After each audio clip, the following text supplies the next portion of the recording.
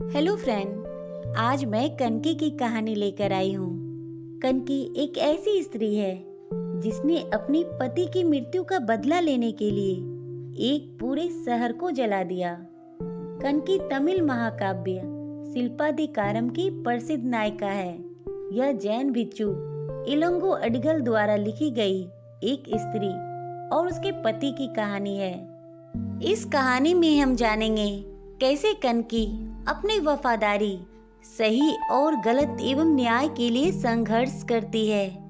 कनकी का विवाह एक अमीर व्यापारी के पुत्र कोवलन से होता है और दोनों खुशी से रहते हैं। कहते हैं समय पलटते देर नहीं लगती। कोवलन को एक दूसरी स्त्री माधवी नाम की गणिका से प्यार हो जाता है। कहते हैं माधवी बहुत सुंदर थी। उसकी सुंदरता सभी को मंत्रमुग्ध कर देती थी।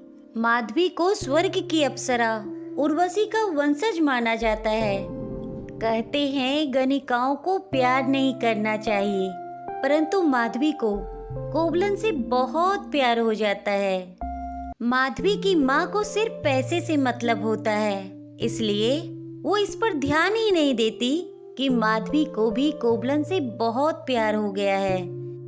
जब उसकी माँ को इस बात का पता चलता है तो उसकी माँ माधवी और कोवलन के बीच गलतफहमी पैदा कर देती है, जिसके कारण रोज रोज की लड़ाई झगड़े से तंग आकर कोवलन माधवी को छोड़कर वापस कनकी के पास लौट जाता है। लेकिन जब कोवलन कनकी के पास वापस लौट के आया तब तक कनकी की माली हालत बहुत खराब हो जाती है।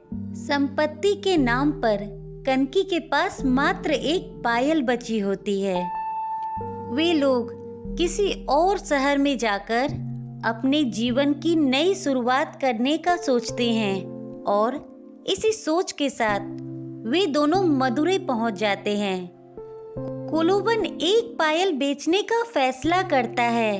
दुर्भाग्यवश वह एक ऐसे सुनार से जाकर टकराता है जिसने मदुरै की रानी की एक ऐसी ही पायल चुराई है और किसी के मत्थे दोष मरने के लिए बलि का बकरा ढूंढ रहा है।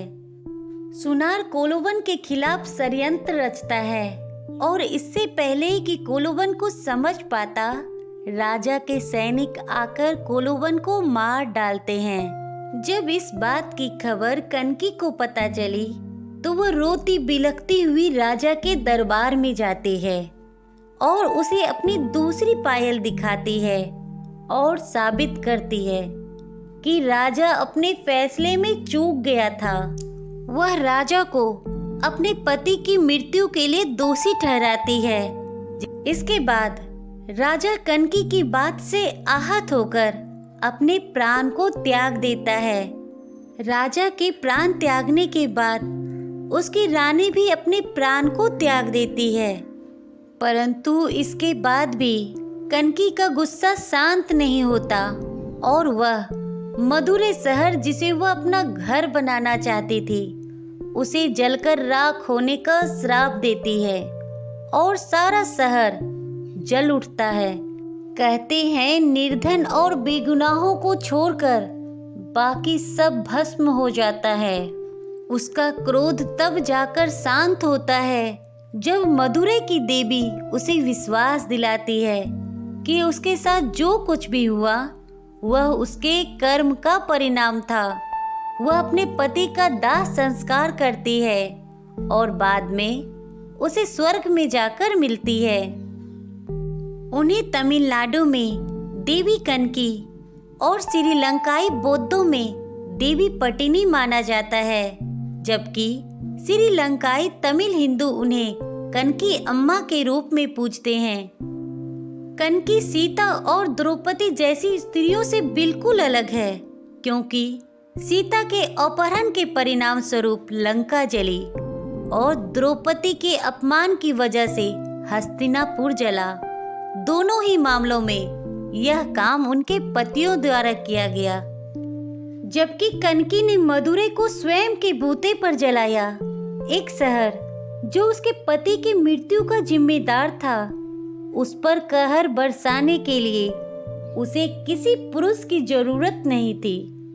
कनकी हर निजी प्रतिकूल परिस्थिति में चुप रहती है, लेकिन दुर्व्यवहार और अन्याय के प्रति वह राजा को दंडित करती है। कनकी की कहानी स्त्रियों को राह दिखाने वाली है। तो फ्रेंड, आपको हमारी ये कहानी सुनकर कैसा लगा? प्लीज कमेंट में जरूर बताइएगा। हमेशा खुश रहना दोस्तों, ख्याल रखना अपना और अपने परिवार का। Please like and subscribe my channel. Thank you.